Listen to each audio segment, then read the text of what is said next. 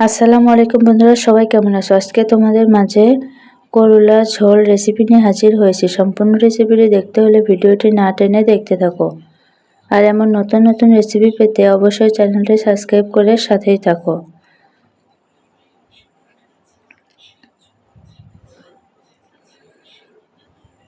আমার এই রেসিপিটি যদি ভালো লেগে থাকে তাহলে অবশ্যই তোমরা বাসায় একবার ট্রাই করতে পারো।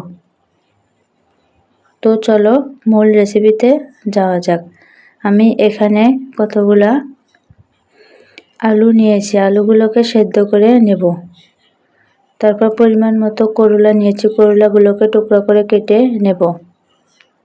পরিমাণ মতো মাছ নিয়েছি, মাছগুলোকে ভালো করে পরিষ্কার করে নেব। তারপর তাতে পরিমাণ মতো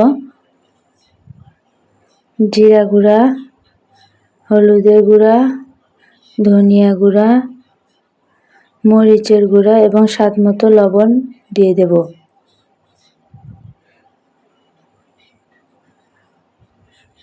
তারপর তার সাথে রসুন বাটা, পেঁয়াজ বাটা দিয়ে দেব, সামান্য পানিও দিয়ে দেব। তারপর চুলায় একটা কড়াই বসিয়ে দিয়ে পরিমাণ মতো তেল দিয়ে তাতে বাটিতে রাখা মাছের সাথে মশলা সহ সবগুলো উপকরণ দিয়ে তারপর তাতে সামান্য পানি দিয়ে ভালো করে নেড়েচেড়ে কিছুক্ষণ কষিয়ে নেব।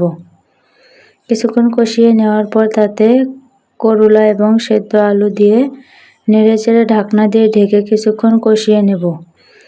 সবজি সহ মাছটাকে আবারও কিছুক্ষণ কষিয়ে নেওয়ার পর তাতে পরিমাণ মতো ঝোল দিয়ে দেব। ঝোল দেওয়ার পর ভালো করে নেড়েচেড়ে আবারও ঢাকনা দিয়ে ঢেকে কিছুক্ষণ রান্না করে নেব। কিছুক্ষণ রান্নার পর ঝোলটা কমিয়ে আসলে চুলা থেকে নামিয়ে নেব। আজকে এ পর্যন্তই। আগামীকাল নতুন আরেকটি রেসিপি দেখার আমন্ত্রণ রইল।